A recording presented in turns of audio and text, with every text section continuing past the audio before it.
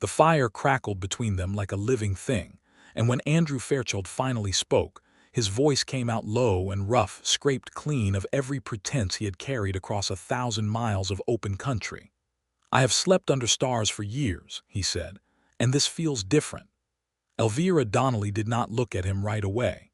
She kept her eyes on the orange coil of flame, watching the way it curled and reached, the way it consumed without apology. Her fingers tightened around the tin cup in her lap, and she felt the heat of the coffee bleeding through the metal into her palms, and she thought that maybe that was the most dangerous sentence any man had ever spoken to her, because she believed him.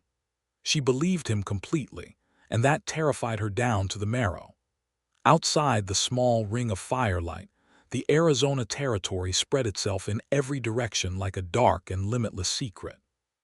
The year was 1882, and this particular stretch of land between Tucson and the Sonoran foothills was not a place where people stopped unless they were running from something or had already run as far as they could go. The coyotes were singing their fractured hymns somewhere out past the mesquite, and a wind moved through the scrub with a low and steady moan. But inside this circle of warmth, inside this fragile bubble that the fire created against the enormous dark, something was happening that neither of them had intended, something that had been building for 6 days and had finally crested and broken like a wave hitting rock. She finally turned her head and looked at him, and what she saw in his face undid her. His jaw was hard and angular, weathered to a deep brown by years of exposure, marked along the left cheek by a thin scar she had not yet asked about. His eyes were the color of a river in November, that gray-green shade that seemed to hold still water and movement at the same time.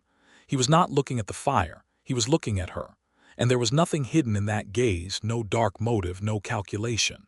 There was only something raw and open and frightened, the look of a man who had not expected to feel this, who had perhaps stopped believing he ever would again. "Andrew," she said quietly. "I know," he said. "I know what you're going to say." "You don't. You're going to tell me this is impossible. You're going to tell me you've got a dead husband buried back in Bisbee and a debt you owe to the territory and a ranch that's half falling down and no room in any of it for a man who has no fixed address and no name that means anything in a courthouse." She stared at him. Her throat had gone tight. "That isn't what I was going to say." He went very still. The fire shifted, sent a column of sparks spiraling up into the black sky. "What were you going to say?" His voice was barely above a whisper. She looked at him for a long moment. This man she had known for 6 days, and somehow already trusted with things she had never told another living soul. She thought about all the reasons this was reckless, all the reasons this was a trap she was walking into with her eyes open, all the reasons a woman in her situation had no business letting a drifter with a beautiful ruined face sit beside her fire and look at her like she was the only fixed point in a spinning world. Then she thought about the night 3 days ago when he had stayed up through a flash flood without being asked, shoring up the drainage ditch alongside her with his bare hands in the dark, while rain hammered them both into the mud. She thought about how he had laughed the next morning, genuinely laughed, with mud still in his eyebrows, and how that laugh had rearranged something fundamental in her chest. She thought about the way he listened, not politely, not while waiting for his turn to speak, but with his whole attention, as if every word she said mattered and he intended to hold on to it. "I was going to say," she told him carefully, "that I am afraid." His breath came out slow. "So am I," he said. And neither of them moved, and the fire burned between them, and the stars above the Arizona territory blazed in their millions over 2 people who had arrived at this moment by the most unlikely of roads, and who were about to choose, very deliberately, not to look away.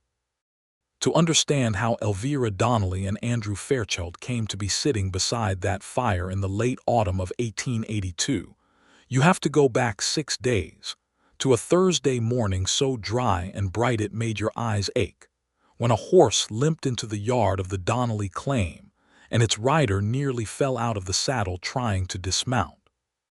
Elvira had been on the porch of the main house splitting kindling when she heard the hooves on the hardpan. She set down the hatchet and reached, on pure instinct, for the Winchester rifle that leaned against the doorframe. She was 28 years old, and she had been managing this property alone for 7 months. Since the February morning she had found her husband, Thomas Donnelly, face down in the corral with a heart that had simply given up without warning. In 7 months she had learned to reach for the rifle first and ask questions second. The rider who came around the bend in her property road was not what she expected. He was tall in the saddle even while listing to one side, broad through the shoulders, wearing a long canvas duster that was gray with trail dust. His hat was pulled low. His horse, a dark bay gelding, was favoring its right foreleg with every step, and both horse and rider looked like they had been traveling for several days without adequate rest or water. She did not lower the rifle. He pulled the horse to a stop about 20 yards from the porch and raised both hands slowly, showing her empty palms. "I need water," he said. His voice was the kind of dry rasp that came from a throat that had not had enough of it. "For the horse first, then myself if you're willing. I can pay." "I won't trouble you long." She studied him for a moment. The rifle stayed where it was. "What's wrong with your leg?" she asked, because she had noticed the way he had adjusted his weight in the saddle, the careful way he was favoring his left side. He seemed surprised she had caught that. "Rattlesnake bit my horse 2 days back, not a full strike, but enough to make her sore. I've been going slow. The heat got to me yesterday." He paused. "I'm not dangerous, ma'am, I'm just tired." "Dangerous men say that," she said. "Yes, they do," he agreed without flinching. "You'll have to make your own judgment." She looked at the horse, which was dropping its head and blowing tiredly through its nostrils. Whatever else this man was, the horse's condition confirmed his story. Nobody faked that kind of exhaustion. She lowered the rifle. "Water pump is around the side of the house. You can tend to your horse first. Then come to the porch and I'll bring you something to drink. You'll stay in my line of sight the whole time." "Understood," he said. "Thank you." He dismounted carefully, and she watched him lead the limping horse around the corner of the house toward the pump. She stayed on the porch with the rifle across her arms, but she had already made her decision. She was not sure exactly what had decided her. Maybe it was the way he had put the horse first without hesitation. Maybe it was the steadiness of his voice. Maybe it was the fact that a truly dangerous man would not have been so transparently exhausted. His name, she learned when she brought him a cup of water, and then a second one, and then a plate of cold cornbread from the morning's baking, was Andrew Fairchild. He was 32 years old. He had been born in Georgia, had come west after the war, had spent the better part of a decade doing work that was difficult to categorize.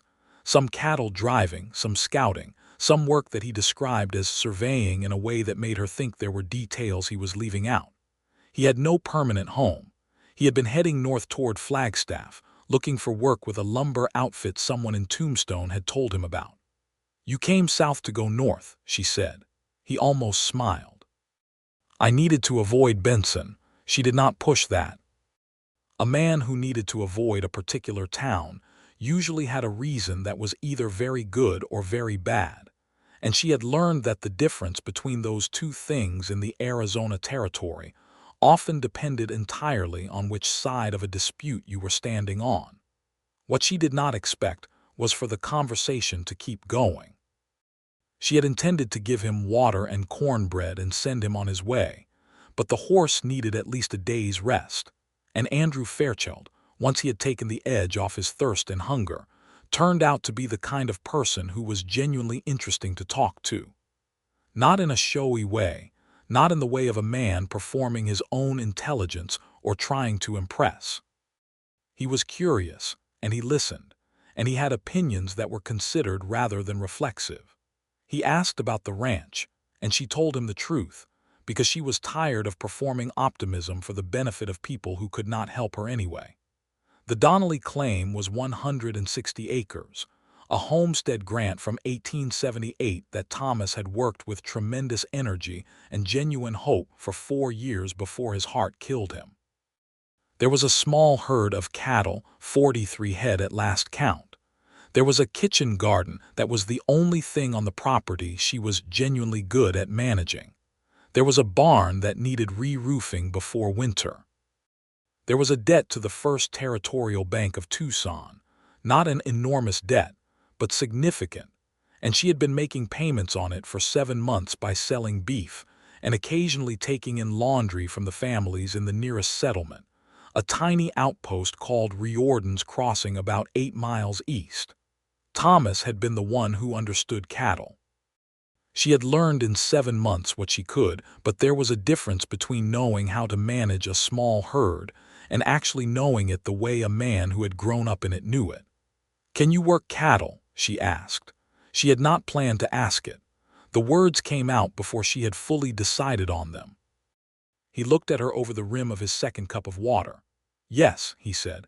"I can't pay you what a full hand earns. I can pay you in board and meals and $10 a month." He was quiet for a moment. "I was heading to Flagstaff." "I know," she said. "The lumber work will still be there in 3 or 4 weeks." He looked out at the land, at the dry golden grass, at the low purple mountains in the distance. She watched him think. 3 weeks, he said finally. 3 weeks.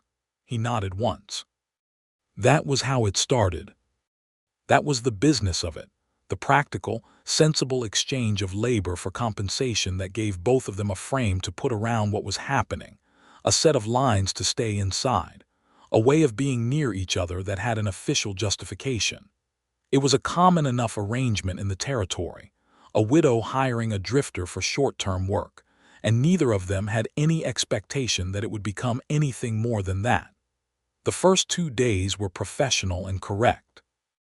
Andrew rose before dawn, assessed the state of the cattle herd with an experienced eye, and identified 3 problems that Elvira had known about and one that she had not. He was direct in his assessments without being condescending. He did not explain things to her as if she were incapable of understanding them. When she told him she had been trying to address one of the drainage issues and had not managed to solve it, he did not take over. He asked her what she had tried and then suggested what she had not thought of, and let her make the decision about how to proceed. She watched him work, and she saw that he was very good. He had a physical ease with the land and the animals, a lack of self-consciousness about hard labor that spoke to years of exactly this kind of life. He was strong, not obviously, not in the theatrical way some men displayed it, but in the deep and practical way of a body that had been asked difficult things for a long time and had learned how to deliver them. In the evenings he ate at her table, which she had offered because it was easier than him cooking separately at the small fire he had made near the barn where he was sleeping in the hayloft. They talked, carefully at first, about the work, about the land, about practical matters. But they were both intelligent people with genuine curiosity, and the carefully maintained professional distance had a natural tendency to erode when there was nothing to defend against. On the 3rd evening she asked him about the scar on his cheek. He was quiet for a moment, turning his coffee cup between both hands. "A man in New Mexico tried to kill me," he said, 3 years ago. "Why?" "Because I testified against him in a dispute over water rights. He had been diverting water from 3 smaller operations to feed his own ranch, and the families running those operations were going under as a result. I had been working for him at the time, so I knew the details. I chose to speak the truth in front of the land commission." She looked at him steadily. "And afterward he came after you. He sent 2 men. One of them had a knife." Touched the scar briefly with 2 fingers. "It was a closer thing than this suggests." "What happened to them?" "They're both alive," he said. "I'm not a killer, Elvira." It was the first time he had used her given name rather than Ma'am or Mrs. Donnelly, and something about the way he said it quietly without drama, as if it were simply the most natural thing to call her, moved through her like a low, warm current. "What happened to the man who sent them?" she asked. "The land commission ruled against him. He lost 2/3 of his claim. Last I heard he was running a general store in Socorro and hating it." A slight pause and then, "Justice doesn't always look like what you expect it to, but sometimes it shows up anyway." She thought about that for a long time after he had gone back to the barn. The next day, the 4th day, something changed. It changed the way the light changes at a certain point in late afternoon, not in a single dramatic moment but as a gradual permeation of a different quality. She found herself noticing things she had been carefully not noticing. The way he moved. The way he talked to the horses, under his breath, in a tone that was steady and low and kind. The way he looked at the landscape sometimes, not assessing it for utility but simply looking at it, like a man who had learned to receive beauty without needing to possess it. She caught herself, on the fourth afternoon, watching him from the kitchen window while he mended a section of fence near the south pasture, and she stood there for longer than she should have, and then she went back to kneading bread dough with considerably more force than was necessary. She was not a foolish woman. She knew what this was. She knew that isolation made the heart susceptible, that 7 months of grinding solitude and grief and responsibility had left her tender in places she had thought were sealed over. She knew that a reasonably decent and attractive man who was also genuinely competent, and who listened to her when she spoke would register on her emotions with an intensity disproportionate to his actual significance. She knew all of that. It did not particularly help. On the 5th day, a Thursday, a rider came from Riordan's Crossing. His name was Pete Cullen, and he worked for a man named Harris Boyle, who owned the largest spread in the area and who had been, since Thomas Donnelly's death, applying steady and escalating pressure on Elvira to sell the Donnelly claim. Boyle wanted the water access her land provided to a seasonal creek that fed into the San Pedro tributary. It was, objectively, the most valuable thing about the property, and Boyle wanted it. Pete Cullen was a lean, watchful man with cold eyes, and he arrived at the Donnelly claim with a new offer from Boyle. The offer was 12 cents on the dollar below what the land was worth, wrapped in polite language that nonetheless made clear that the offer was not expected to be refused. Elvira stood on the porch. Andrew had appeared at the corner of the barn when the rider came in, and he was standing there, not close, not interfering, but visible, present. "Tell Mr. Boyle that my answer remains the same," she said. Cullen's eyes moved to Andrew and then back to her. "Mrs. Donnelly, your situation is precarious. It would be easier for everyone if you were to accept a reasonable arrangement." "That isn't a reasonable arrangement," she said, "and Mr. Boyle knows it. The land is worth twice what he's offering, and the water rights alone are worth more than half his offer." She kept her voice level. "Good day, Mr. Cullen." Cullen looked at Andrew again, a long, measuring look. Then he turned his horse and rode back out. When he was gone, Elvira let out a slow breath. She became aware that her hands had been pressed flat against her thighs, braced, and she made herself relax them. "That has been happening," she told Andrew, who had crossed the yard and was standing a respectful distance away. "How often?" "Every few weeks. The offers keep changing, but they never go up. He thinks if he's patient enough I'll run out of options." She looked out after the departing rider. "He may be right. I have 4 months before the next bank payment, and with the herd the size it is, I may not make it." Andrew was quiet for a moment, thinking. "You have 43 head," he said. "Yes. You could take 30 of them to market in Tucson before winter. The price per head in Tucson right now, for November delivery, would be enough to cover your bank payment and give you a reasonable reserve into spring." She looked at him. "I'd need help getting them there." "I know." The word 3 weeks had been spoken 4 days ago.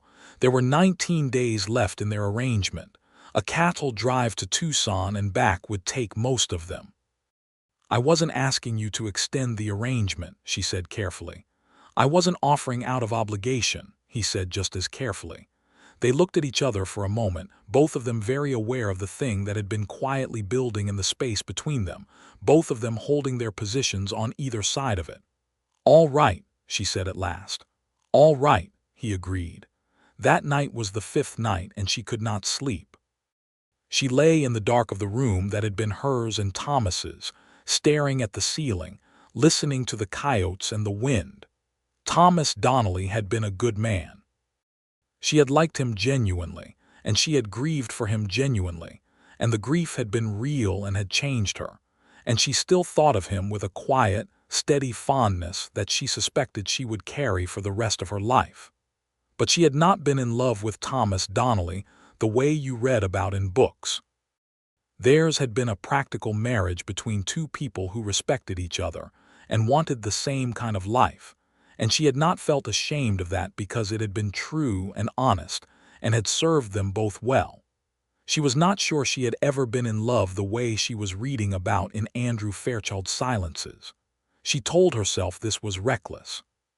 She told herself that a man who had no fixed address and no fixed plans was exactly the wrong kind of man for a woman with a failing ranch and a bank debt and responsibilities that did not pause for inconvenient feelings. She told herself that she had known him for 5 days, and that was not enough time to know anything real about a person. She was still awake at midnight, arguing with herself in the dark, when she heard the crack of thunder and looked up to see the first slash of lightning across the window. The storm came in hard and fast, which was the way summer storms came in the Arizona territory, without apology and without warning. She was on her feet and pulling on her boots before she was fully conscious of the decision. The drainage ditch on the north side of the property had been improperly graded, and she had not gotten to it yet. And if the rain came in the volume it sounded like it was going to come in, the runoff from the upper slope would pour straight through the lowest section of pasture and potentially flood the barn. She was halfway across the yard with a shovel before she registered that Andrew was already there. He had a lantern in one hand and a second shovel in the other, and he was already at the lip of the ditch assessing the problem, and he looked up when she came through the rain with her lantern, and he said without preamble, "The break is about 30 yards east. If we dig a redirect channel here and shore up this section, we can send the runoff to the low field instead of the barn." She nodded, already moving into position. "I'll start on the east. I've got the center." They worked for 2 hours in the driving rain, the lanterns rocking and guttering around them, the mud coming up to their knees, the thunder cracking overhead in rapid sequences that rolled back off the mountains in long, reverberating echoes. They did not talk much. There was no need for it. They moved around each other in the dark with a strange and immediate coordination, anticipating each other's needs without discussion, handing tools and repositioning without collision, as if they had been working alongside each other for years instead of days. The barn stayed dry. The channel held.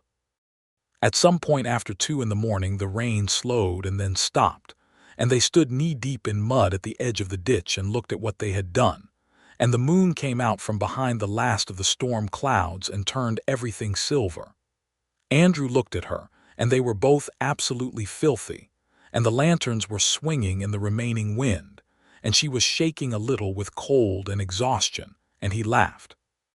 It was a real laugh, not performed, not polite, a genuine full-body laugh that rose up out of him without permission, and she stood there in the mud in the moonlight and felt it land in her chest and stay there. She started laughing too. She could not help it.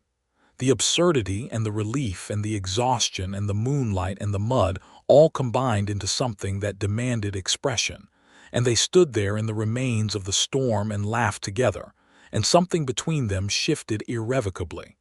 They went back to the house, both of them tracking mud. She heated water on the stove for washing, and she gave him dry clothes from a trunk that held some of Thomas's things that she had not yet disposed of, and she made coffee, because there was no point in sleeping at this hour, and they sat at the table with their coffee and the warm silence and the satisfying knowledge of work done. "You didn't have to come out," she said. "You didn't have to offer me board," he said. "We can keep going with that logic for a while, but I don't think it goes anywhere interesting." She turned her coffee cup in her hands. The lamp on the table was low and the room was warm and she was in dry clothes, and outside the rain-washed air was coming in through the window and the whole world smelled clean. "Tell me about Georgia," she said. He looked at her, a little surprised by the question. "What do you want to know? What it looked like before the war, what you remember?" He was quiet for a moment and she saw something cross his face, something old and complicated, the expression of a man deciding how much to open a particular door. "Green," he said finally. "Everything green in a way the territory never is. The humidity makes things grow that you can't imagine growing here. We had a small farm, my family, cotton, some corn, nothing grand." He paused. "My father died in '62 at Shiloh. I was 12. My older brother in '64 at Cold Harbor." Another pause. "By the time I was old enough to go, the war was ending and there was nothing left to go back to. The farm was gone. My mother had died of fever in '63. I was 16 and there was nothing keeping me in Georgia except the ground she was buried in, and I could honor that from anywhere. So you came west." "So I came west." He looked at his coffee. "I've been going since then. 16 years of going." He looked up at her. "I never minded it. I want you to understand that. I'm not a man who suffers from his own life. But I'll tell you the truth, I can't tell you the last time I sat at someone's table at 3 in the morning and felt like I had anywhere in particular I wanted to be." She held his gaze. "You have somewhere to be," she said quietly. "In Flagstaff." "I do," he agreed. "In theory." The space between them felt charged, fragile, and alive. "We should sleep," she said, because someone had to be sensible and it was going to have to be her. "Yes," he said. He stood up and he was careful to maintain a respectful distance, and she was grateful for it and simultaneously aware that she did not actually want him to. "Andrew," she said when he was at the door. He stopped. "Thank you for tonight." He nodded. Then he went back to the barn, and she sat at the table for another hour with her coffee going cold, thinking about 16 years of going and what it might mean for a man to stop. The sixth day was quiet and necessary and strange, the way a day is when both people involved in something are trying to decide what the something is. They worked alongside each other with the same competent ease they had developed, but there were silences now with a different texture, self-conscious in a way they had not been before, full of things being held back. In the afternoon she found him at the barn, cleaning his rifle. A Remington rolling block, a model common enough in the territory, well maintained. He did not try to hide what he was doing or explain it away. He was a man who moved through country where a weapon was a practical necessity, and he kept it in order the same way he kept his horse in order, out of simple competence and responsibility. She sat on the fence rail and watched him work, and she asked him the question she had been holding since the previous day. "Why were you avoiding Benson?" He worked the cleaning patch through the barrel without hurrying. "There's a man there who believes I owe him money," he said. "I don't. The debt he claims is based on a contract that I signed under duress, and that is not legally enforceable. But he has friends on the Cochise County Sheriff's staff, and in his version of events I'm a thief." He looked up at her. "His name is Vaughn Creddy. He ran a freight operation and he had a habit of underpaying his drivers and then claiming the shortfall as debt when they quit. I worked for him for 4 months. I quit when I understood what was happening and he filed a claim. I've been dealing with the edges of that problem for 2 years. "A trap," she said. "Exactly that." He went back to the rifle. "I don't have the resources to fight it in court, and the law in Benson won't look at it fairly. So I keep clear of Cochise County and I carry on." She thought about that, the injustice of it, the way a man with money and connections could use the machinery of law to pursue what was essentially a lie, and how a man without those resources simply had to absorb it and keep moving. She had seen variations of that same story all her life. The territory was full of it, the powerful using systems built for protection as instruments of harassment. "When you leave here," she said carefully, "you'll still be carrying that." "Yes. And the lumber work in Flagstaff." "Is that certain?" "Nothing is certain," he said, "but I have a contact who seems reliable." She looked at the sky, at the afternoon light going gold over the western hills. "I want you to know something," she said, "about this place, about what I'm doing here." He set down the rifle and gave her his full attention. "I'm not trying to hold on to it out of sentiment," she said. "I could sell it to Boyle and walk away and go back east and live with my sister and have a completely adequate life. I know that. The reason I won't do it is because the water on this land feeds 3 other properties beside mine. 2 of them belong to families who came here with nothing and have built something. If Boyle gets my water access, he gets leverage over them too. He'll drive them off eventually. He's been trying to consolidate this whole area for years. She looked at him steadily. So this isn't just about the ranch, it's about what happens to the people around it if I fail. He looked at her for a long moment with an expression she could not entirely read.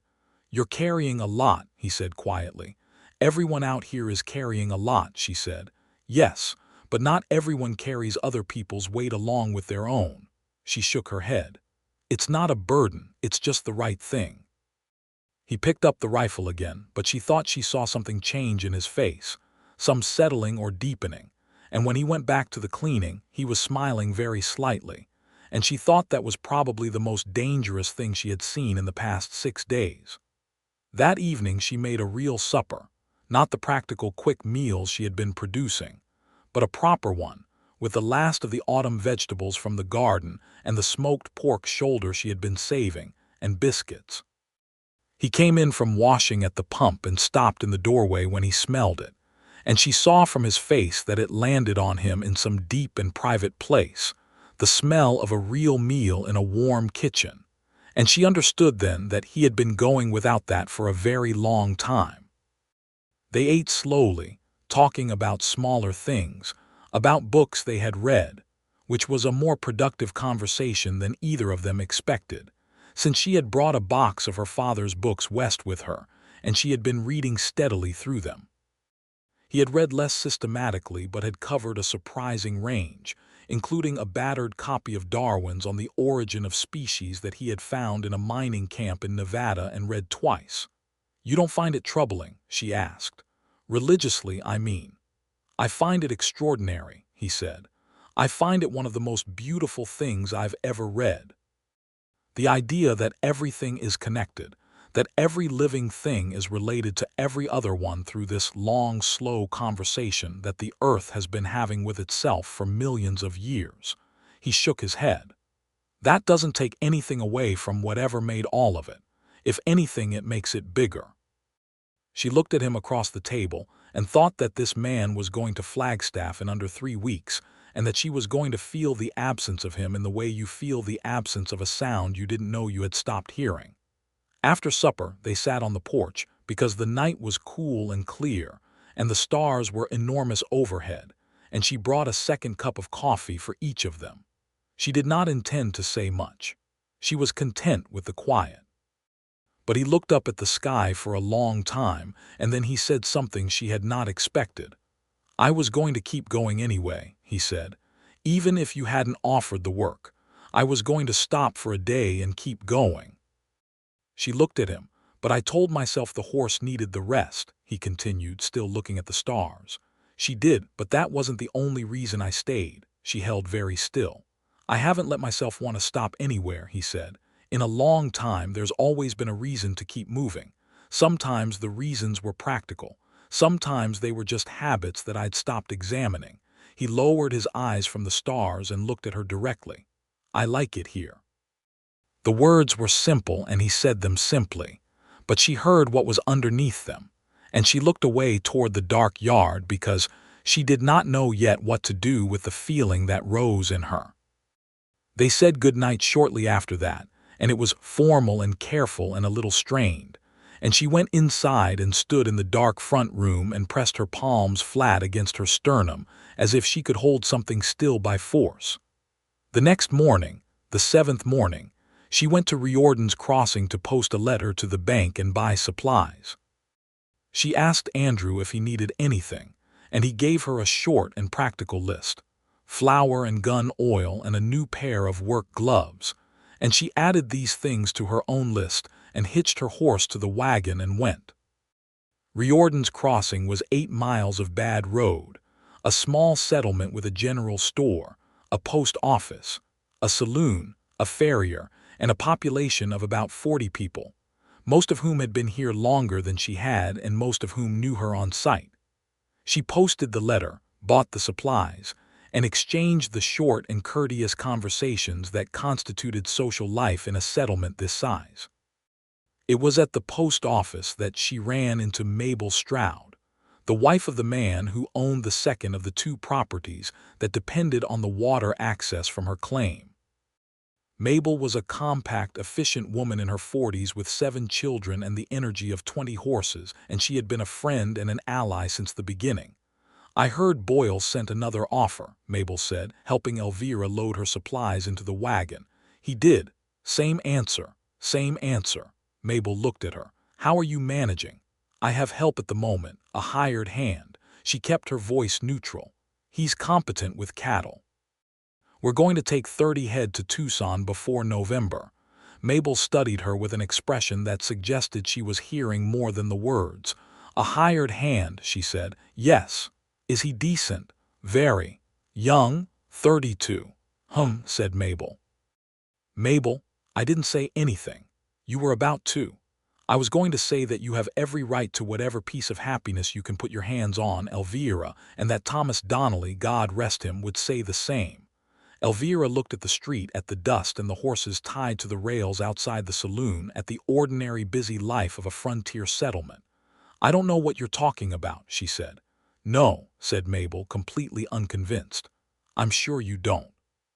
She drove home with the supplies in the wagon bed and Mabel's words, and the memory of Andrew's face in the firelight all competing for space in her head. And by the time she turned the wagon into her own yard, she had made a decision. Or rather, she had acknowledged a decision that had already made itself, which was that she was not going to spend whatever time this man was here pretending not to feel what she felt. She did not know what was possible. She did not know what came next. She did not know if a man who had been going for 16 years could stop, or whether she would want to trust her battered heart to the possibility that he could. But she knew that she was not going to waste what was here out of fear. She found him in the south pasture, checking the new section of fence. He looked up when she came across the grass toward him, and she said without preamble, "When the Tucson drive is done, what actually happens?" He straightened up from the fence post, holding her gaze. "I go to Flagstaff," he said. "That was the plan. Plans change." "They do," he said carefully. "I'm not asking you to promise anything," she said. "I'm asking you to tell me what you actually want, separate from what you've planned." He was quiet for a long moment, looking at her with that river-waiter gaze. "I want to stay," he said at last. "That's what I actually want." She felt the truth of it land in her chest. "Then stay," she said, "at least long enough to see what this is." He looked at her and she could see him weighing it, the habit of departure against this strange and unexpected pull, the freedom of no fixed address against the thing he saw when he looked at her. "All right," he said. She nodded and turned and walked back toward the house, and she did not smile until she was sure he could not see her. They left for Tucson on a Monday morning, 8 days after his arrival. 30 head of cattle, 2 horses, 2 people, 3 days on the road each direction. She had done this once with Thomas, and she had a general understanding of what it required. Andrew had done it many times. He was easy on the trail, efficient and undemanding, and he knew how to move cattle without exhausting them or himself, a skill that was less common than people imagined. The first night on the trail they camped by a seasonal creek bed, the cattle corralled loosely in a natural curve of the land. The fire was small and practical. They ate salt pork and hardtack and the last of the good coffee she had brought. "Tell me about Flagstaff," she said. "What was drawing you there besides the lumber work?" He thought about it. "I've never been that far north in the territory," he said. "The country is supposed to be different. Ponderosa pine, high altitude, proper seasons. I've been in desert country for 4 years and I wanted to see something different." He paused. "There's a restlessness that I've never been able to fully explain to someone who doesn't have it, an inability to stay with the known. Every time I've stayed in one place long enough to start to feel comfortable, something in me starts looking at the horizon." "And now?" she asked. He looked at the fire. "Now it's not doing that," he said, "and I don't know what to make of that except to take it seriously." She was quiet with that for a moment.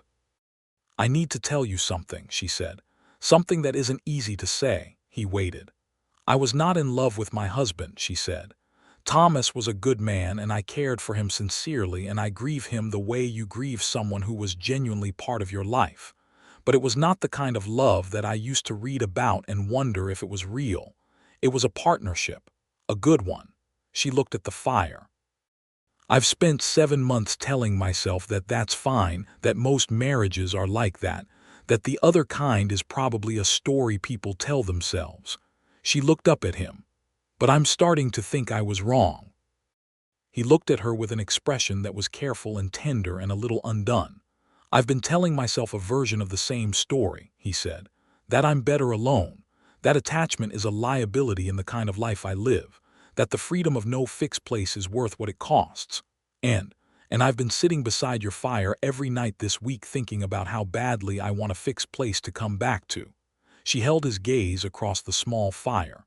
"This is terrifying," she said. "Yes," he agreed. "I am not the kind of woman who lets herself be terrified into making bad decisions." "No," he said, "you're clearly not. So I'm going to be careful. I think that's wise. But I'm also not going to pretend this isn't happening." He looked at her with something warm and steady in his eyes.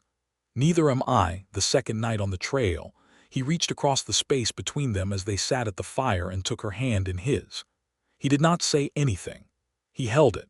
Her fingers closed around his, and they sat like that for a long time watching the fire burn down, and it was the simplest and most significant thing that had happened in a very long time. Tucson was a proper town, a territorial capital with a mix of Mexican and American and Apache influences that made it complicated and vital and occasionally dangerous. They brought the cattle to a buyer at the livestock yards, a fair man named Hendricks whom she had dealt with before, and who offered a decent price without significant negotiation. The transaction was complete by noon, and she had in her possession the money for the bank payment plus a reserve that would carry her into March. She let herself feel relief.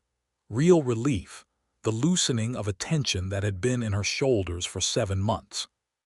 Andrew had been quiet through the transaction, letting her handle it, which was exactly right. He did not step in when she was already doing well. He did not perform helpfulness at the cost of her authority.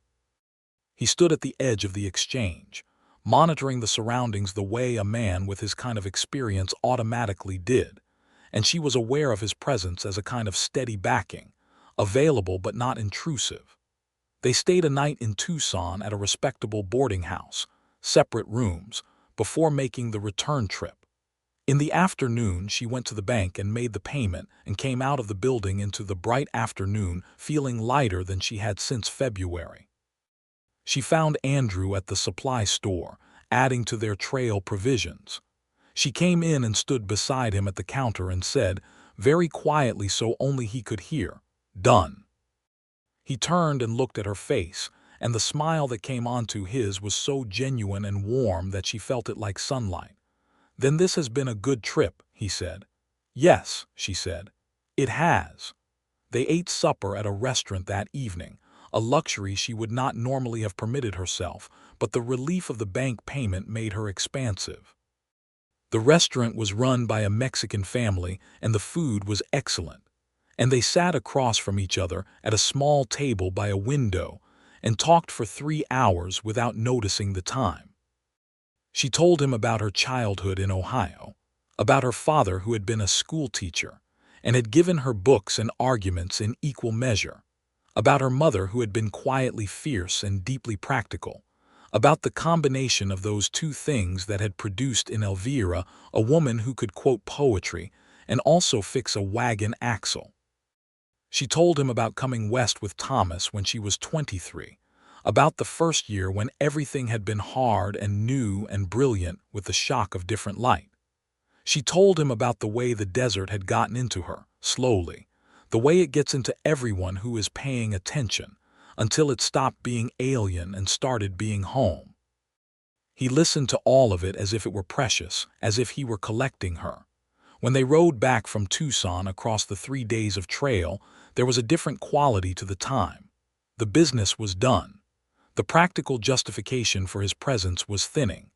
They both knew it, and neither of them addressed it directly, but it was there in the way they talked, a new urgency and tenderness, as if time were becoming a factor where it had not been before. On the last night before home, the fire was larger than the trail fires they had kept, built more for warmth and comfort than practicality. The stars were extraordinary, the way they are when you are in open country far from any settlement, so thick and dense overhead that the sky seemed to be made more of light than of dark. Andrew sat across from her, and he looked at the fire, and then he looked at the stars, and then he looked at her. "I have slept under stars for years," he said, and there was something different in his voice, something stripped of pretense, open in a way she had not heard before. "And this feels different." She was quiet for a long moment. "It does," she said. "I'm not going to Flagstaff, Elvira." She looked at him. "The lumber outfit will find someone else," he said. "The country will be there if I ever need to go see it." He paused. "I don't want to go, I want to stay." He looked at her with that river-waiter gaze, clear and deep and entirely unguarded. "I want to stay with you, if you'll have me." She thought about what it meant to take a risk this large. She thought about Thomas and the safe, practical love that had been good but had never made her heart hammer. She thought about 7 months of absolute solitude and the long winter of grief and responsibility. She thought about a man who put the horse first and laughed in the mud and read Darwin by campfire and held her hand without asking. "Yes," she said, "I'll have you." He looked at her and the firelight moved in his face, and he reached across and took her hand again, and she turned her palm up to hold his. They sat there for a long time under the Arizona stars, not moving, not speaking, just present in the enormous fact of the decision they had made. He kissed her that night, slowly and gently, when they were standing at the edge of the firelight looking at the stars, and she kissed him back with the full weight of everything she had been holding back, and it was nothing like a practical arrangement. They arrived back at the Donnelly claim on a Friday afternoon in early November. The house stood in its patch of baked earth against the dry hills, and she saw it the way you see something you have been away from and have been a little afraid of losing. It was hers. It was going to stay hers. Andrew unsaddled the horses and tended to them while she went into the house to start a fire and start supper, and there was something in that simple division of labor that felt like a blueprint, that felt like a future. Over the following weeks, things developed in the way that genuine things develop, which is to say gradually and imperfectly, and with occasional moments of friction that needed working through. He was not an easy man in every way. He had spent 16 years alone, and he had habits of privacy and independence that needed relearning when it came to accommodation. There were 2 mornings in the first week when he withdrew into a silence she could not reach, and she let him have it without pressing, and trusted that he would come back. And he always did, usually with an apology that was honest rather than reflexive, and usually with a clearer explanation of what was going on inside him than she had expected. She had her own difficult edges. She had a tendency to make decisions alone that affected both of them without consultation, a habit born of 7 months of autonomous necessity that had not yet released its grip.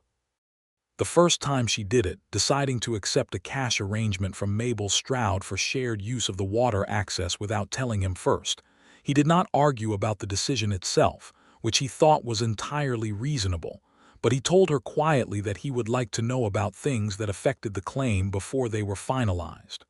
"You're right," she said simply, without defense. "I'll do that." "Thank you," he said, and that was the end of it. They were learning each other's architecture, the load-bearing walls and the fragile places, the ways of moving through each other's space without damage. It was not always smooth, but it was always honest, and that honesty was something she had not had before in a partnership, the sense that both people were in the same room with the truth rather than maintaining polite distances from it. He was extraordinary with the land. He had an eye for what it needed, and a patience for the work of providing it that seemed to come from genuine affection rather than obligation. Under his management, the cattle herd's health improved significantly. He began a systematic repair of the barn roof and the outbuildings, working steadily through November's cooling days, with the focused application of a man who was building something he planned to be part of.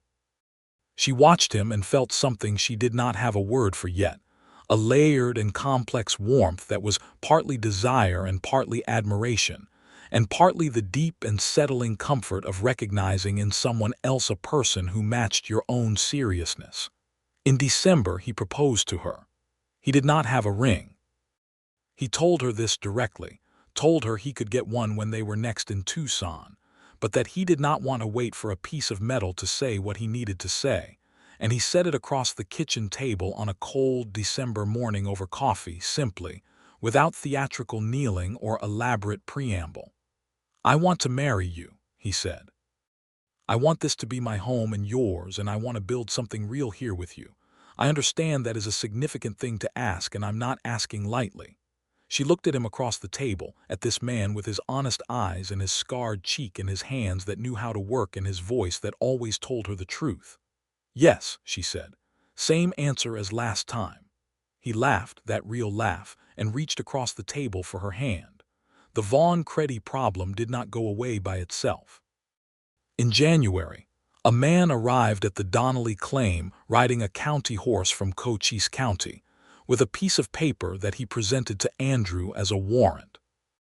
The warrant was based on Creddy's fraudulent claim, and it was technically valid within the jurisdiction of Cochise County, which did not extend to where they were, but the man presenting it did not lead with that information. Elvira was on the porch when the man arrived, and she had the Winchester in her hands before he finished explaining what he wanted. "That warrant," she said calmly, "is a Cochise County document. This is Pima County. I suggest you check your jurisdiction before you say another word." The man looked at her rifle, and then at the warrant, and then at Andrew, who was standing very still in the yard with an expression of particular contained calm that she was beginning to recognize as his version of readiness. "Mrs. Donnelly," the man said carefully. "That's right," she said. "And the deed to this land is registered at the Pima County Courthouse, and this claim is my business, and if you intend to remove anyone from this property, you'll need a paper from a Pima County court to do it. I suspect you'll have trouble getting one, since the debt in question is fraudulent." The man left. Andrew came onto the porch and stood beside her and looked after the departing rider. "You knew the jurisdictions," he said. "I looked them up when you first told me about Creddy," she said, 6 weeks ago." He turned and looked at her with an expression that was somewhere between astonished and deeply moved. "You looked them up," he repeated. "You're going to be my husband," she said simply. "Your problems are my problems."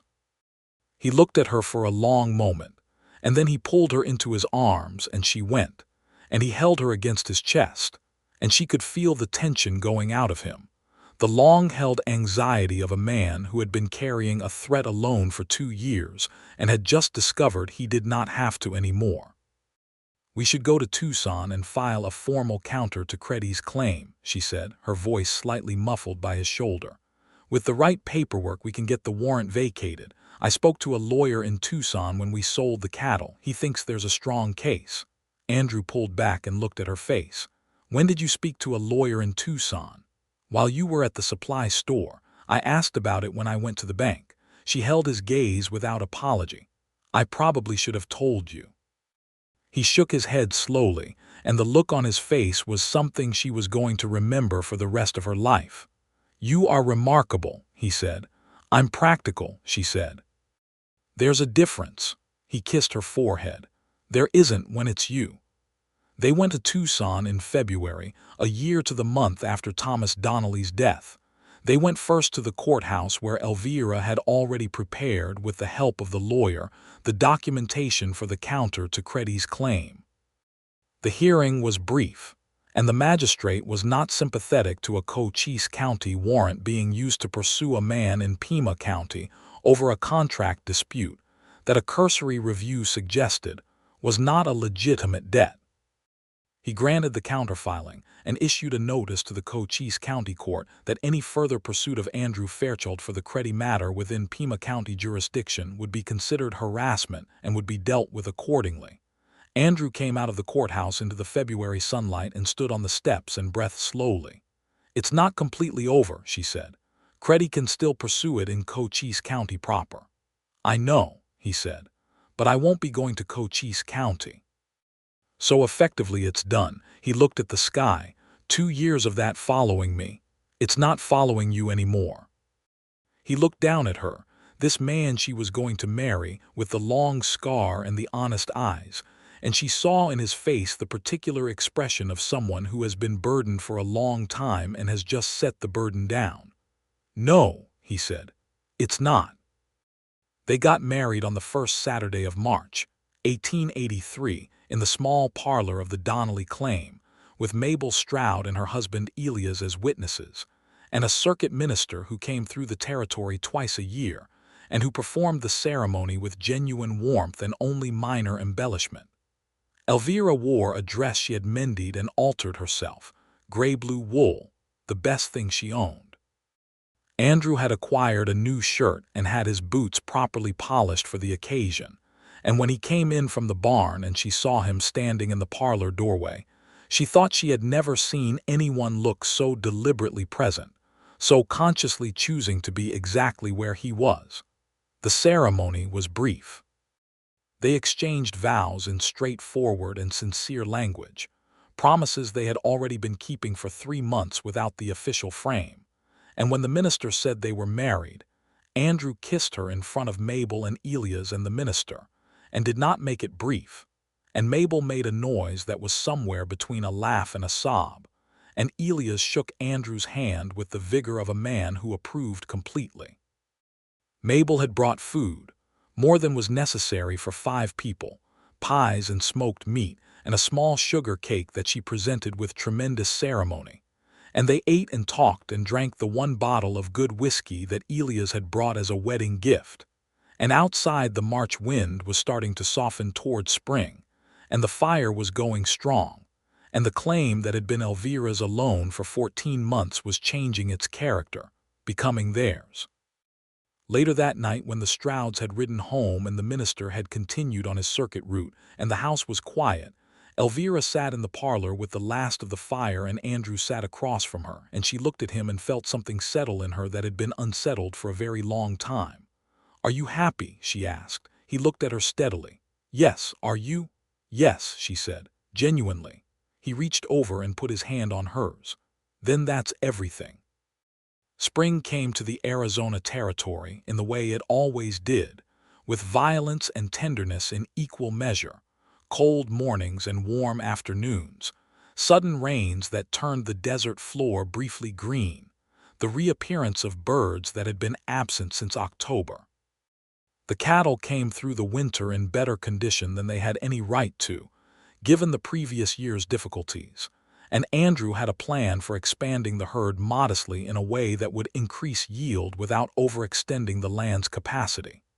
He had a gift for that kind of thinking, the long view, the patient management of limited resources toward a sustainable outcome.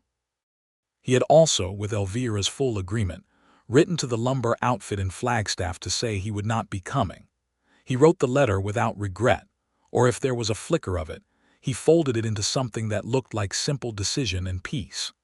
In April, Elvira told him she was pregnant.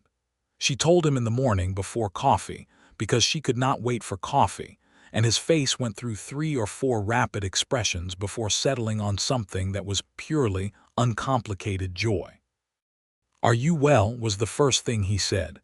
"I'm perfectly well," she said. "I've been well for weeks. I was certain before I told you." He stood up from the table and came around to her side and held her very carefully with both arms, and she felt him shake slightly with the force of something that did not have adequate language. "A father," he said into her hair. "You hadn't thought about that possibility?" she asked.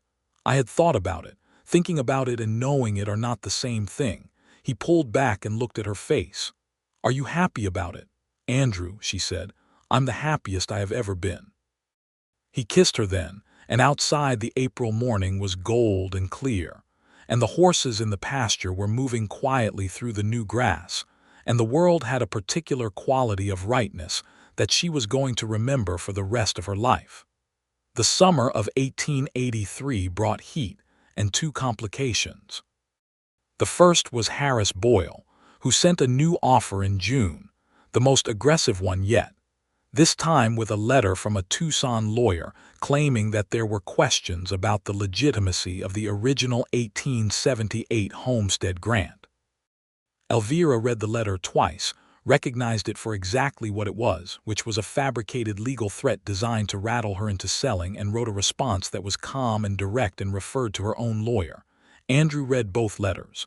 "Do you want me to go speak to Boyle directly?" he asked. "No," she said. "That's what he wants. To make this personal, to make it confrontational, so it looks like we're the aggressive party." She folded the letter. "We do exactly what we've been doing. We pay our bills, we maintain our legal standing, we document everything, and we wait." She looked at him. "He's going to run out of approaches eventually. We just have to outlast him." Andrew looked at her with that particular quality of attention he had, that full-weight listening. "You're very good at this," he said. "I've had a year of practice," she said. The second complication of summer was more personal and more frightening.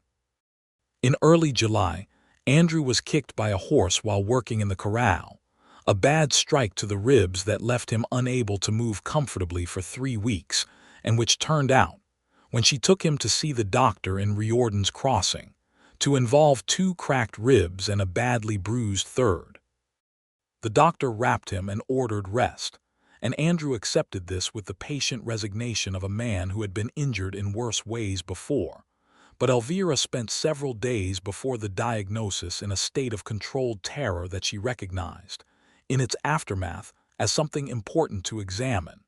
She had been afraid, genuinely afraid, not of managing alone, not of the practical implications, but of losing him. The fear had been specific and personal and deep, the fear of someone who had built a real thing and knew how it felt to have it taken away. She told him this one evening during his recovery, sitting on the porch in the last of the July light, because she believed in saying the true things. "I was afraid," she said, "not the way I was afraid after Thomas. That was shock and grief and the weight of what came next. This was different. This was fear of the specific loss of the specific person." He was quiet for a moment, understanding what she was giving him. "I know that fear," he said. "I know what it is to be afraid for someone you'd rather be hurt instead of." She looked at him. "Have you felt that before me?" He thought about it honestly, which was how he thought about everything. "There were people in the war years who I would have taken a bullet for," he said. "But this is different. That was loyalty and love, but it didn't have this." He put a hand on his chest. "This particular weight." She reached over and covered his hand with hers. "Don't get kicked by horses anymore," she said. He almost smiled. "I'll do my best." Their son was born in November of 1883, a cold and clear morning when the frost was still white on the ground, and the sky was the deep blue of high-altitude autumn. He was born in the room that had been Elvira's alone and was now theirs, with Mabel Stroud serving as midwife, and it was a harder process than it needed to be, but a safe one. And at the end of it she held a solid and loud baby boy with dark hair and his father's gray-green eyes, and Andrew was sitting at the edge of the bed with his hand in hers, and none of them said anything for a moment, the 3 of them in the early winter light. "William," she said. She had decided the name 2 months ago and told Andrew, who had said it was perfect. "William," Andrew agreed, and he reached out and touched his son's cheek with one careful finger, the touch of a man who is holding something fragile and knows it and is equal to it. Mabel came back in from the kitchen with hot water and cloths, and she looked at the 3 of them and said, "Well," with a great deal of satisfaction. William Fairchild grew through the winter months, loud and demanding and entirely beloved, and Andrew Fairchild took to fatherhood the way he took to most things he committed to, which was completely. He was up at night without complaint when the baby cried. He carried William in the mornings while Elvira slept an extra hour. He talked to him constantly in the same low and steady voice he used with the horses, telling him about the land and the weather and whatever else was in his head. Elvira watched this from across the room sometimes, the big battered man with the scarred cheek bending over the small, insistent person, and she thought about his family in Georgia, about the green country and the dead father and the dead brother and the mother buried in ground he had left behind at 16.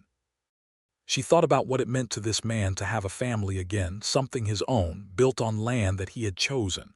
She went to him one morning when he was standing at the kitchen window with William on his shoulder, looking out at the land. "This is yours, you know," she said. "Not mine with you in it, ours." He turned and looked at her. "I know that," he said quietly. "I want to make sure you know it," she said. "I want to make sure it feels that way." He looked at her for a moment with everything in his face open. "It does," he said. "It feels like the only place I have ever been that was mine." She nodded, satisfied. "Good." The Boyle situation resolved itself in a way that none of them had engineered and could not have predicted. In the spring of 1884, Harris Boyle died of a stroke in Tucson, and his estate, which was considerably encumbered with debt that had been hidden behind his aggressive expansion, went into probate. His claims on the surrounding properties dissolved with him. His lawyer's letter about the homestead grant turned out to be exactly the fabrication Elvira had assessed it to be, with no legal standing. The threat that had been pressing on her for 2 years evaporated in the specific way that bullying pressure sometimes does when the person applying it simply stops existing. Mabel Stroud brought the news herself, riding out from Riordan's Crossing on a Wednesday morning with the particular energy of someone who has good intelligence to deliver. "It's done," she said, from horseback before she even dismounted. "Boyle is dead and the bank is selling off his claim to pay his debts. The water's safe." Elvira stood on the porch and received this information, and she felt a great unwinding in her shoulders and chest, the last of something that had been coiled there since before Thomas died. "Come in and have coffee," she said to Mabel. "Come in and have coffee and let's be grateful together."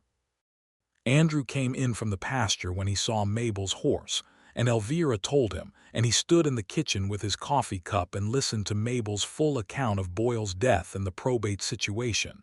And when it was done he said, with the quiet satisfaction of someone who had trusted the right principle, "You told me we just had to outlast him." "I did," Elvira said. "You were right." "I frequently am," she said, and Mabel laughed. And Andrew looked at his wife with an expression that was so full of love and admiration and simple delight that Mabel looked away to give them the privacy of it. The year 1884 was the best year the Donnelly claim had seen since the first years under Thomas, and better in quality if not in quantity, because now it was running the way the land wanted to run, with 2 people who understood each other working it with shared intention. The cattle herd was up to 60 head. The barn had been fully re-roofed the previous autumn. The kitchen garden was flourishing, and Elvira had extended it along the south side of the house with a second plot that was dedicated to the herbs and flowers that she had always wanted and never had time for: purple lavender and gray-green sage, and the particular yellow marigolds that her mother had grown in Ohio.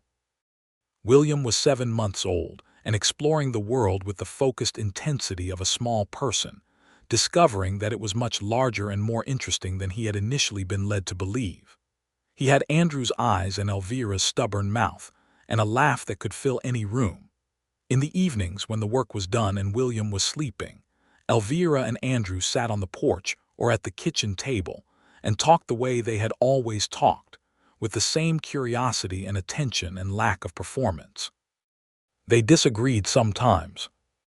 They were both strong-willed people with well-developed perspectives, and they had learned to navigate that terrain without damage, to argue a point fully and then, when it was done, to let it be done.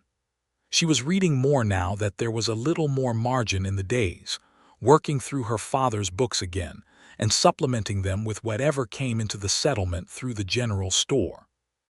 She read aloud to William in the evenings, more for her own pleasure than any benefit to him, and Andrew sometimes sat and listened, and sometimes she caught him watching her face instead of the page, and she let him, because there was nothing in that look she needed to hide from. He had written a letter to Georgia, to a cousin who had been a girl when Andrew left, and was now a woman in her 30s with her own family. He had not corresponded with anyone from his Georgia life since he left at 16, and the letter had taken him 3 evenings to write, tearing up multiple drafts that she was not allowed to read until they were discarded. She had not pushed. When it was finished and sent, he came to her and said simply, "I needed to tell someone back there that I'm still alive and that I'm well," and she understood everything that was in those words. The cousin wrote back in August. The letter was warm and full of questions, the questions of someone surprised and pleased to hear from a ghost they had given up on. Andrew read it twice and replied within the week, and she watched him do it with the easy certainty of someone who had finally decided that the past did not require running from, only acknowledging. Autumn of 1884 came in with the particular beauty of the territory's best season, the air clean and dry and sharp in the mornings, the afternoons still warm enough to work without a coat. The cottonwoods along the dry wash had gone gold, and the mountains to the south had taken on the deep purple that meant the year was turning. Elvira told him she was pregnant again on an October evening, sitting at the kitchen table after supper with the lamp going and William asleep in his cradle in the corner, and the sound of the wind in the cottonwoods outside. She told him in the same way she had told him the first time, without preamble, simply because she believed in that. The joy on his face was the same as before, and she loved that it it was not reduced by familiarity, that the second time was as full as the first. "Are you well?" he asked, same first question as before. "Very well," she said. "It seems early, but I'm certain." He reached across the table for her hand and she gave it, and he held it with both of his. "A brother or a sister for William," he said. "Or both," she said. "Twins run in my family." He looked at her. "You're telling me now." "I'm not a twin myself," she said. "I'm just informing you of the statistical possibility." He shook his head, laughing quietly, and she grinned across the table at him. And outside the wind was in the cottonwoods, and inside the lamp was warm and William was sleeping. And this was her life, this specific and chosen and astonishing life. The second child was born in June of 1885, a girl, and she came into the world in a considerably more straightforward fashion than her brother had, as if she had heard the story of William's difficult arrival and decided to be efficient about it. She was smaller than William had been, with dark eyes and a striking composure, lying in Elvira's arms with a gravity that made Mabel Stroud, who was present again, say that this one had opinions and was already organizing them. They named her Clara, after Elvira's mother. The night after Clara's birth, with the baby sleeping and William down and the house quiet, Andrew sat on the porch with his coffee in the dark and looked at the stars for a long time. Elvira came out in a shawl and sat beside him, moving slowly, tender from the day. He did not say anything for a while. She was content with his silence. She had learned that his silences were full things, not empty ones. "I was thinking about my father," he said eventually. "About the farm in Georgia. About what it might have been like if the war hadn't happened and we'd all stayed." He paused. "I used to think about that as a kind of loss, the life that got taken. But tonight I keep thinking that if none of it had happened, if nothing had gone the way it went, I would never have come west. I would never have ended up on a bad road between Benson and Flagstaff with a lame horse. I would never have turned down a property road and found a woman on a porch with a Winchester." She looked at the stars. "The war was still a catastrophe," she said quietly. "Your family being taken from you was still a real loss. You don't have to erase that to be grateful for what came after." "No," he said. "I know, I'm not erasing it. I'm just also grateful for what it led to, holding both." She leaned against his shoulder, careful of her own soreness. "Both," she agreed. He put his arm around her gently, and they sat together on the porch in the June dark while the territory spread out before them, enormous and silent and full of stars. And inside the house their son and their daughter were sleeping, and the fire in the kitchen stove was banked for the night, and the horses were in the pasture, and the land was theirs. "Andrew," she said, "are you still restless, the old restlessness, the looking at the horizon?" He was quiet for a moment, genuinely considering it. "No," he said. "It went away, and I'm not sure exactly when it happened, but it's gone." He paused. "I look at the horizon now, and I see the edge of our land." She closed her eyes against his shoulder. "Good," she said. "Good," he agreed. They sat there for a long time, and the coyotes sang their fractured hymns out in the darkness, the same hymns that had been singing the night 6 days into his arrival, when he had looked at her across the fire and said the truest thing he knew, and she had turned and looked at him and seen a man who had arrived, not passing through, not en route to somewhere else. Arrived.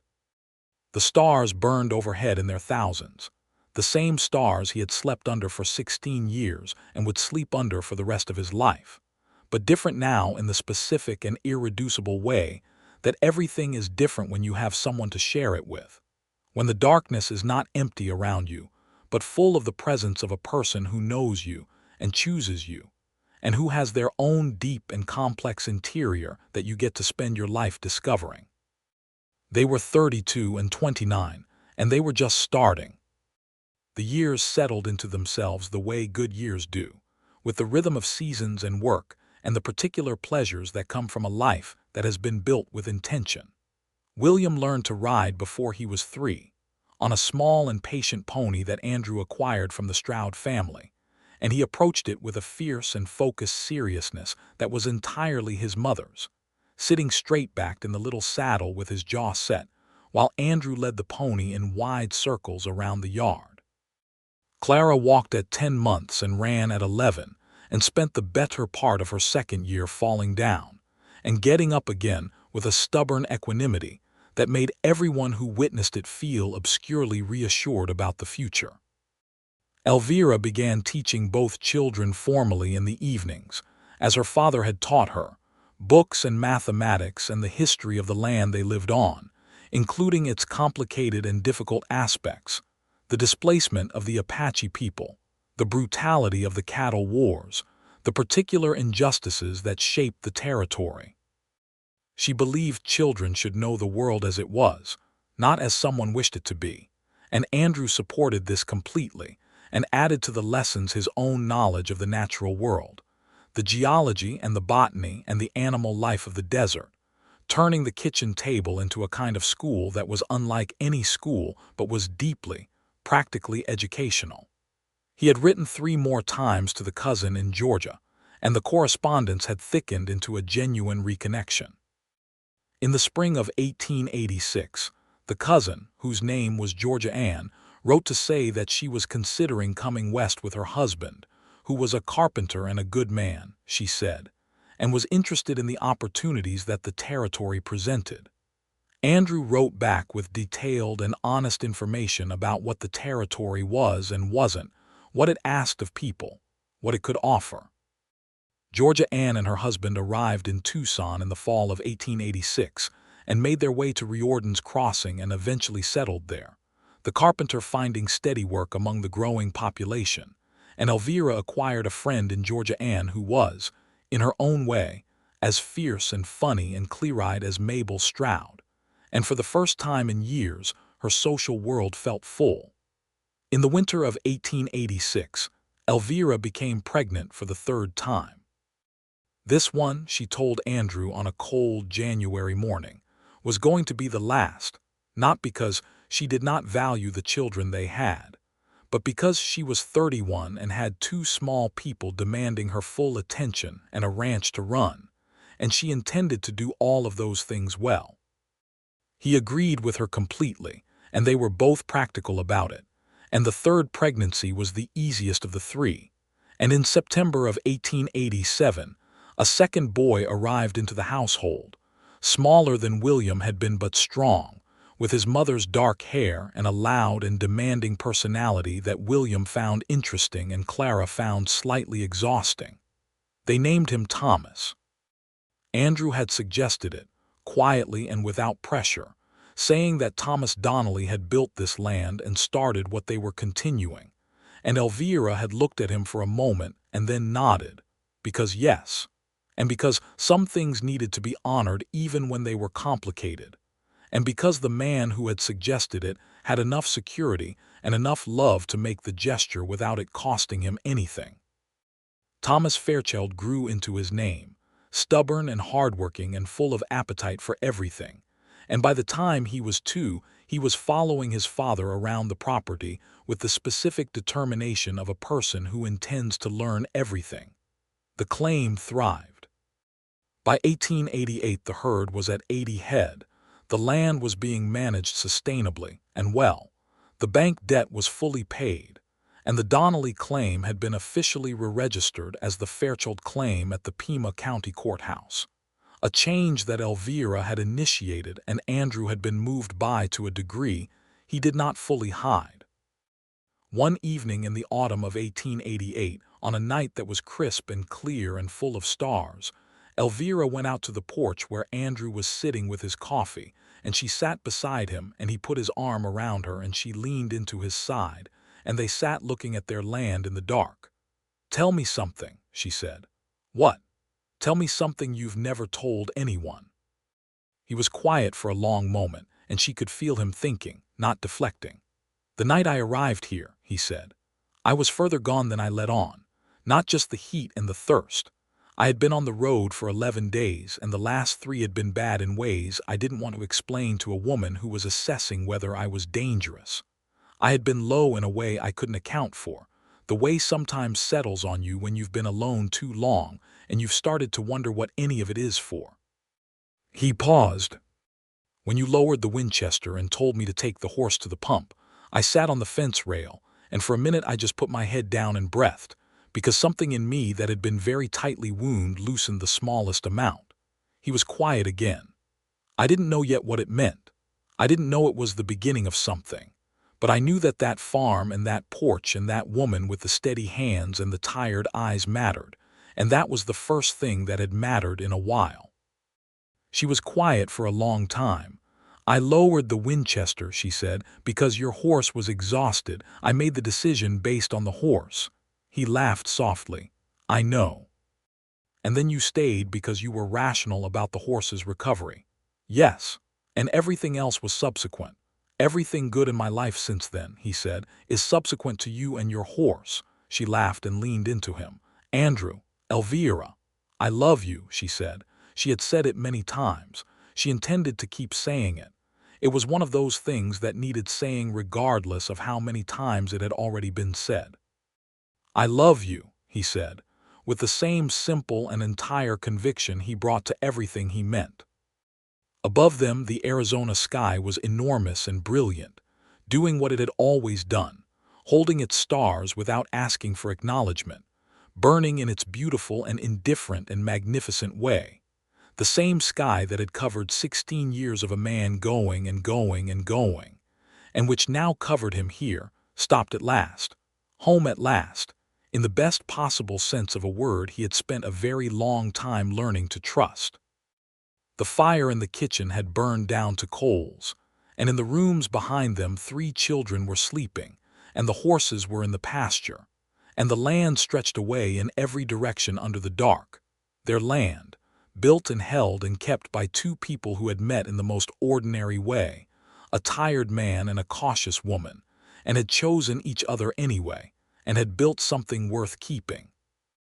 On the porch in the cool autumn night, Elvira Donnelly, now Elvira Fairchild, held her husband's hand and watched the stars, and knew with the full and settled weight of lived experience that this was not the life she had expected, not the life she had planned, not the life anyone in her position would have predicted for her, but the life she would have chosen without hesitation, if choosing had been available to her from the beginning. It had turned out to be available all along. She had just needed a lame horse and a pair of honest eyes and a man willing to say the true thing, sitting beside her fire under the Arizona stars. "I have slept under stars for years," he had said, "and this feels different." It was different. It was everything that different could mean, and it was only just beginning.